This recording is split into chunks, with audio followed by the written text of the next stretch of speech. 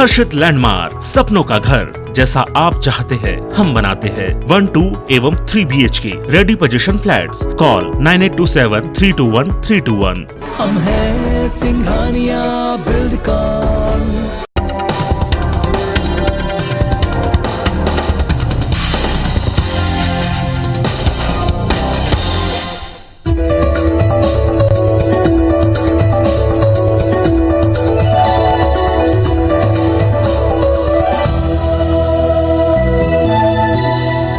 नमस्कार, मैं हूं पीएस त्रिपाठी और आप देख रहे हैं हमारा विशेष कार्यक्रम सितारे हमारे। आप सभी दर्शकों का इस कार्यक्रम में स्वागत। दोस्तों, आज बात करेंगे आज के पंचांग के व्रत त्योहार की, साथ ही में आपको आपका राशिफल बताएंगे। आज चर्चा करेंगे पूर्णिमा का श्राद्ध कैसे करें। जी, कुल मिलाकर के 17 दिनों का महालय होता है। यदि आप गया श्राद्ध करना चाहते हो तो त्रैपाक्षिक गया श्राद्ध होता है, जिसमें भाद्रपद महीने के शुक्ल पक्षी पूर्णिमा से लेकर के और आश्विन शुक्ल पक्ष प्रतिपदा तक श्राद्ध होते हैं। कुल 17 श्राद्ध होते हैं। 17 श्राद्ध में 14 तिथियों के श्राद्ध और पूर्णिमा अमावस्या और 1 प्रतिपदा के श्राद्ध। इस तरह से 17 श्राद्धों से एक महालय पूरा होता है। तो आज हम चर्चा करेंगे पूर्णिमा का श्राद्ध कैसे करें। इसके अलावा आपके फ़ोन कॉल्स होंगे, आप सीधे फ़ोन करके अपने प्रश्न पूछ सकते हैं। हमारा फ़ोन नंबर है 0771400877। आपसे आधे घंटे तक लगातार ये फ़ोन लाइन खुली रहेगी और हमें आपके फ़ोन का इंतजार रहेगा। तो चलिए कार्यक्रम की शुरुआत करते हैं, जानते हैं आज का पंचांग। आज शुभ संवत 2078 से 1943, सूर्य दक्षिणायन का, भाद्रपद महीने की शुक्ल पक्ष की पूर्णिमा तिथि और दिन सोमवार। आज पूर्णिमा अगले दिन प्रातः 5:25 तक, पूर्वा भाद्रपद नक्षत्र प्रातः 4:02 तक। आज चंद्रमा कुंभ राशि में होंगे। आज का राहु काल 7:24 से 8:54 तक रहेगा। तो दोस्तों, ये तो था पंचांग और अब बात करते हैं पूर्णिमा के श्राद्ध की और पूर्णिमा में तर्पण करें। बात शुरू करें मगर उससे पहले हम मुहूर्त बता देते हैं। पितृपक्ष मतलब वैसे प्रतिपदा तो 21 सितंबर से शुरू होगा, और मगर आज पूर्णिमा का श्राद्ध है। जिन लोगों की मृत्यु पूर्णिमा में हुई है उनके श्राद्ध आज होंगे। तो पितृपक्ष ऐसे मान सकते हैं कि पूर्णिमा के श्राद्ध के साथ 20 सितंबर 2021 सोमवार को भाद्रपद महीने के शुक्ल पक्ष की पूर्णिमा से प्रारंभ होंगे। पितृपक्ष का समापन 6 अक्टूबर 2021 बुधवार को आश्विन महीने के कृष्ण पक्ष की अमावस्या से पूरा होगा। भाद्रपद महीने के कृष्ण पक्ष की भाद्रपद की पूर्णिमा से आश्विन कृष्ण पक्ष की अमावस्या तक 16 दिनों और गया श्राद्ध के लिए 17 दिनों का पितृपक्ष होता है। जिस तिथि को किसी की मृत्यु होती है उसी तिथि को उसका श्राद्ध होता है। बहुत सीधा सा तरीका है। शास्त्रों के अनुसार पितृपक्ष में अपने पितरों के निमित्त जो अपने शक्ति और सामर्थ्य के रूप में शास्त्र विधि से श्रद्धापूर्वक प्रयास करता है, इसे श्राद्ध कहते हैं। और इसी से सारे मनोरथ सकल सिद्ध होते हैं और घर परिवार व्यवसाय आजीविका सब में सब प्रकार की उन्नति होती है। हमारे यहाँ बोलते हैं खेती बढ़ाए अपने भाग, पूत बढ़ाए पितरन के भाग। तो बच्चों का खासकर जो संतति अवरोध है वो पितृदोषों के कारण होता है, और संतति अवरोध यानी संतान के जीवन में व्यवधानों से बचना हो तो आपको पितृश्राद्ध नियम से करने चाहिए। पितृदोषों के अनेक कारण होते हैं, जिसमें किसी परिवार में किसी जातक की किसी व्यक्ति की मृत्यु होने से यदि श्राद्ध कर्म विधिवत न किए जाएँ तो इससे भी पितृदोष उत्पन्न हो जाता है। कई बार 3 वर्ष तक लगातार हम वार्षिक श्राद्ध न करें या जो हमारे पार्वण श्राद्ध न करें तो भी कई बार पितृदोष लग जाता है, और जिसके परिणाम में घर में अशांति, वंश वृद्धि में रुकावट, आकस्मिक बीमारियां, संकट और अनेक प्रकार की परेशानियां होती है। मन असंतुष्ट रहता है। ऐसा सनातन में कहा गया क्योंकि इसकी वजह पितृदोष है। यदि किसी सदस्य की अकाल मृत्यु हो गई हो तो पितृदोष के निवारण के लिए शास्त्रीय विधि के अनुसार पवित्र तीर्थ में श्राद्ध कराना चाहिए। एकोद्दिष्ट श्राद्ध का विधान है। हमारे यहाँ पे एकोद्दिष्ट श्राद्ध का मतलब होता है एक को उद्देश्य रखकर किए गए श्राद्ध, जिसमें पलाश विधि के द्वारा विधिवत एकोद्दिष्ट श्राद्ध किए जाते हैं, जिसमें खूड़क्षत्र श्राद्ध, पितृ सम्मेलन श्राद्ध होते हैं, वो पलाश विधि के द्वारा किए जाते हैं।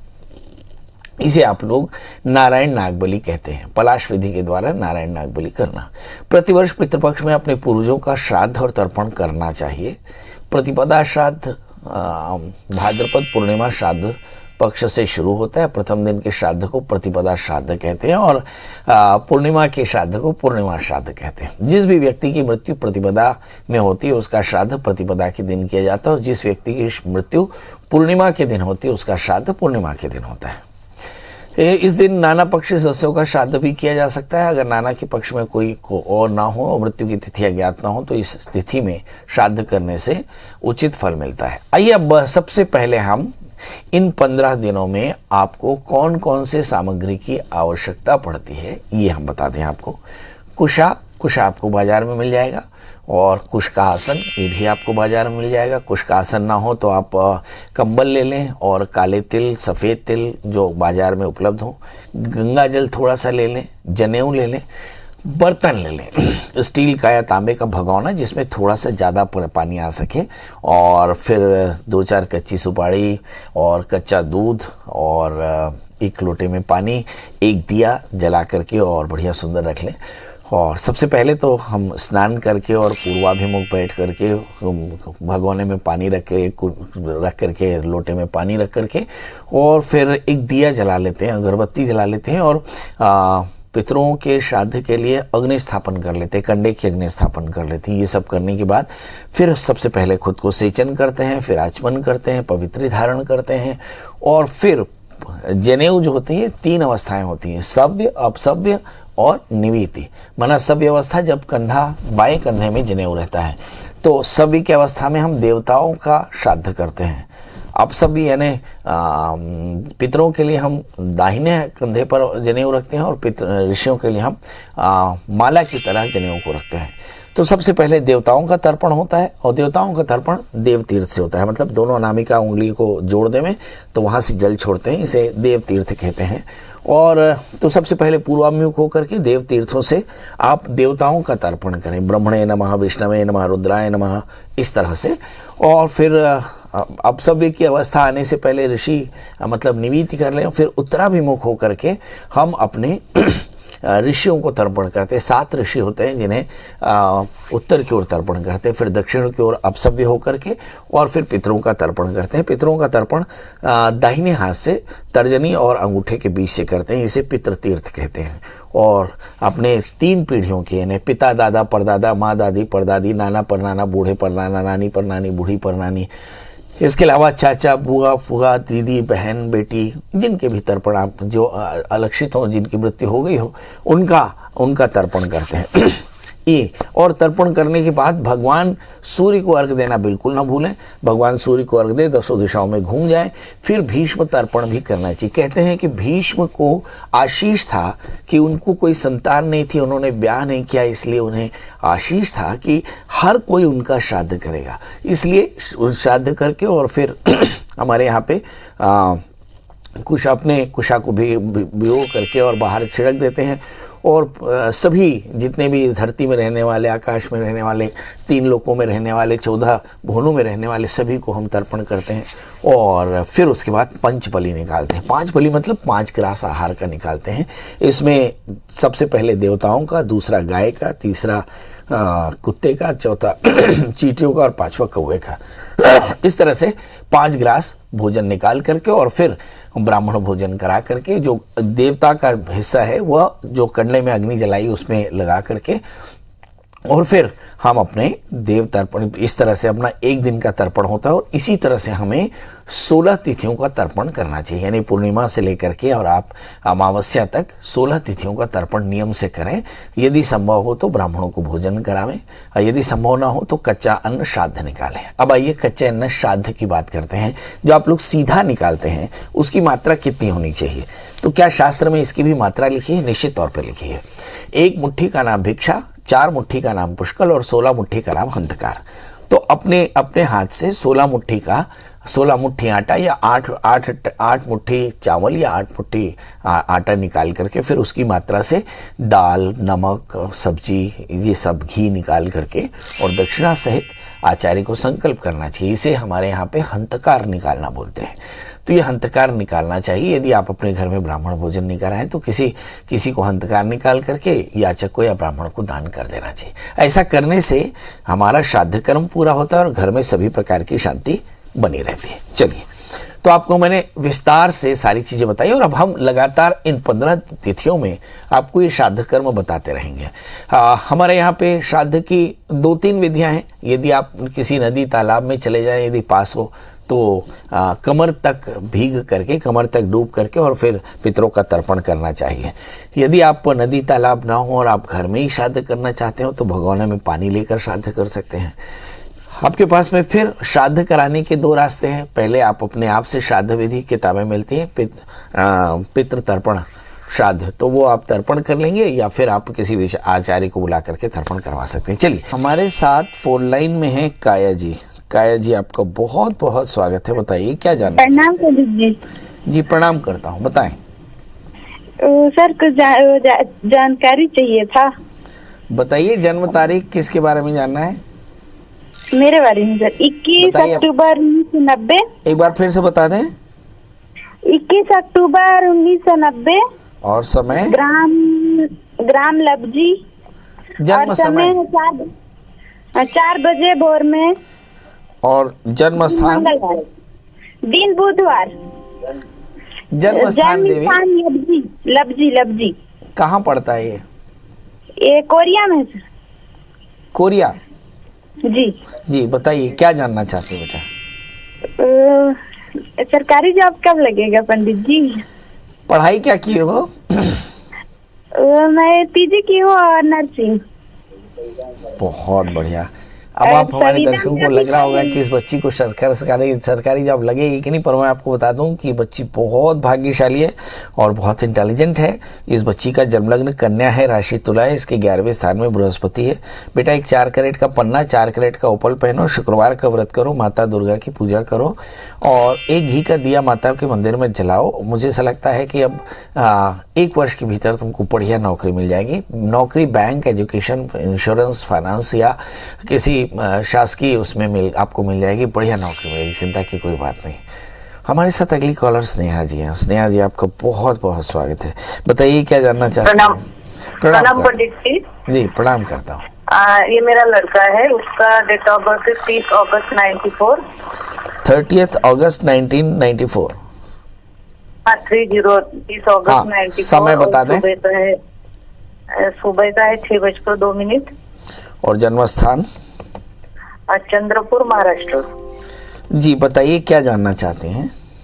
पंडित जी, मुझे पूछना है कि इसके जीवन में, पूरे जीवन भर इसको, इसके जीवन पैसों की स्थिति कैसी रहेगी? जी एक बार जोर से बोलिए।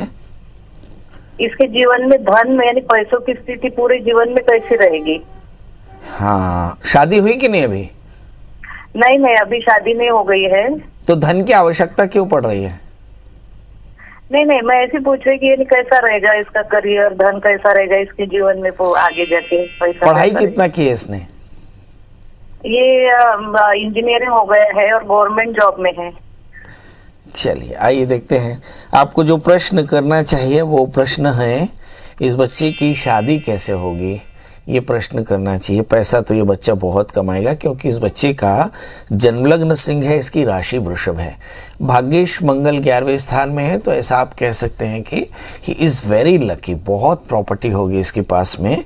इसकी जन्म कुंडली में 3 बड़े ग्रह हैं जिनकी थोड़ी परेशानी है। तीसरे स्थान में गुरु राहु है, जिसके चलते इसके निर्णय लेने की क्षमता थोड़ी सी कम होगी। और 7वें स्थान में शनि है, जिसके चलते शादी में बाधा है। तो इसको निर्णय लेने के लिए आप नियमित रूप से भगवान शिव का एक मंत्र ओम नमः शिवाय एक माला जपने के लिए कहें, भगवान शिव को प्रणाम करके निकले। और दूसरा, शादी से पहले एक छोटा सा अर्क विवाह करा लें। और तीसरा, एक 8 कैरेट का इटालियन मूंगा, 4 कैरेट का टोपाज इस बच्चे को दोनों हाथों की अनामिका उंगली में पहनवा दें। अब देखेंगे आपका बच्चा बहुत नाम रोशन करेगा आपका। हमारे साथ अगली कॉलर इंदू जी हैं। इंदू जी, आपका बहुत बहुत स्वागत है। बताइए क्या जानना चाहती हैं?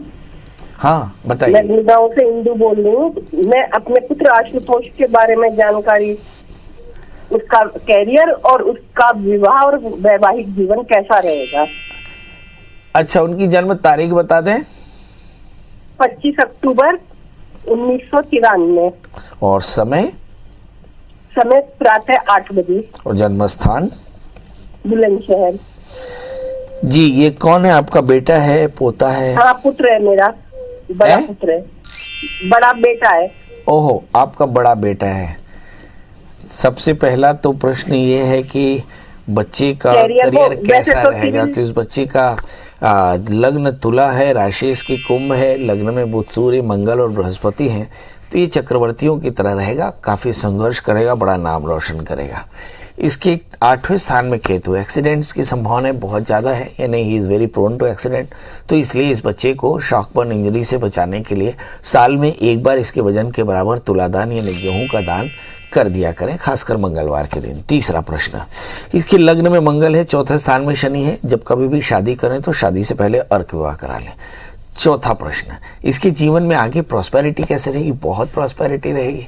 5वां प्रश्न, शादी के बाद इसका मैरिटल लाइफ कैसा रहेगा? 4थे स्थान का शनि, लग्न में मंगल, थोड़ा पैनिक हो सकता है, तो क्या करें? शादी से पहले अर्क विवाह याद से करा दें। अब कोई लकी स्टोन इसको पहनना हो तो 4 कैरेट का ओपल, 4 कैरेट का पन्ना पहना है, बहुत अच्छा रहेगा। हमारे साथ हमारी कॉलर हैं विनीता जी। विनीता जी, आपका बहुत बहुत स्वागत है। बताइए क्या जानना चाहती हैं? प्रणाम पंडित जी। एकदम प्रणाम। बताइए डेट ऑफ बर्थ, टाइम और प्लेस। जी पंडित जी, मैं अपनी माँ के बारे में जानना चाहती हूँ। मेरी माँ का डेट ऑफ बर्थ है 8/4/1959। और जन्म समय? जन्म समय है दोपहर 3 से 4 के बीच में, और रायगढ़, छत्तीसगढ़। जी, क्या जानना चाहती हैं? पंडित जी, मेरी माँ ना स्किन डिसीज से बहुत परेशान है, त्वचा रोग से। पूरे शरीर में, पूरे सर से लेके पैर तक के पूरे छोटे छोटे घाव के रूप में लगभग 3-4 साल से परेशान है। और 7-8 डॉक्टरों को दिखाया, सिम्स में चल रहा है इलाज, तो भी कोई फर्क नहीं पड़ रहा है पंडित जी। चलिए, करके क्या समस्या है या फिर उपाय बताइए। चलिए आइए देखते हैं क्या समस्या है। आमतौर पे जब कभी भी स्किन के रोग होते हैं तो वो किसी अच्छे त्वचा रोग विशेषज्ञ के पास मिलना चाहिए और उनसे सलाह लेनी चाहिए। पर मैं आपको बता दूं कि आपकी मम्मी का जन्म लग्न सिंह है और उनकी जो राशि है वो मीन है। आमतौर पे जब कभी भी दशमेश, चतुर्थेश या रोगेश की स्थिति ये तय करती है कि जातक के जीवन में किस तरह के रोग होंगे। तो मुझे ऐसा लगता है कि इनको जो स्किन रोग है वो बेसिकली एक तरह का एलर्जी से जनरेट हुआ है। तो इनको एक टाइम में एक बीमारी लेनी ही होगी, या तो सर्दी की या फिर स्किन की। मुझे ऐसा लगता है कि इन्होंने सर्दी की दवा ली है, इसके बाद ही स्किन का रोग आया है। आप किसी अच्छे डॉक्टर से सलाह लेंगे तो मुझे ऐसा लगता है बहुत जल्दी ये ठीक हो जाएंगे। होम्योपैथी में इसका इलाज है और हमारे ज्योतिष में इलाज है कि इनके लिए नारियल के तेल से भगवान शिव का अभिषेक करें और उस नारियल के तेल में कपूर डाल करके और फिर उसको अपने शरीर में लगाएं। ऐसा मुझे ऐसा लगता है कि लगभग 1 वर्ष तक करेंगे तो ये परेशानी हमेशा के लिए दूर हो जाएगी।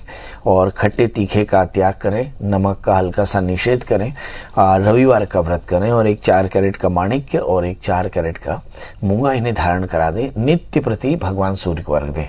ऐसा करने से आप देखेंगे कि काफ़ी हद तक उनका स्किन कंट्रोल हो जाएगा।